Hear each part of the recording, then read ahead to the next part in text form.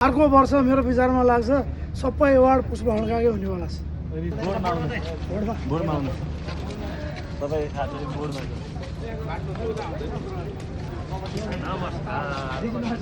Hello hi कसले सोध्छ ए तपाईँको फिल्म महाराज धिराजको हिरोको व्यापक हाम्रो पुष्प खड्काले एकदमै मेहनत गरेको थियो। त्यो मेहनतको फल फिल्म आउनुभन्दा अगाडि नै आइरहेछ होइन। र अहिले जुन एवार्डमा अहिले म यो जुन होटल एकेन यतिमा आएको छु, अर्को वर्ष मेरो विचारमा लाग्छ सबै एवार्ड पुष्प खड्काकै हुनेवाला छ। तपाईँलाई चाहिँ हुँदैन फेरि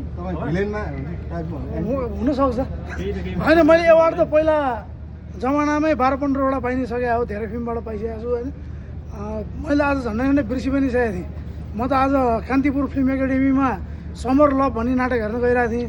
ठ्याक्क हाम्रो कमेडी दरबारको विकी अग्रवालको फोन आयो, दाइ कता भने म त यहाँ नाटक हेर्न आइरहेको छु भने। दाइसँग एउटा भेट्नुपर्ने काम थियो भने, हुन्छ भोलि भेटौँला नि त, नभए बेलुका भेटौँला भने।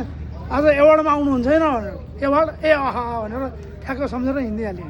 दाइले अवार्डको लोभ चाहिँ अब चाहिँ मरिसक्यो होला दाइ? छैन, एवार्ड भने एउटा पुरस्कार हो, त्यो एउटा प्रोत्साहन हो होइन, त्यो कहिले पनि मर्दैन।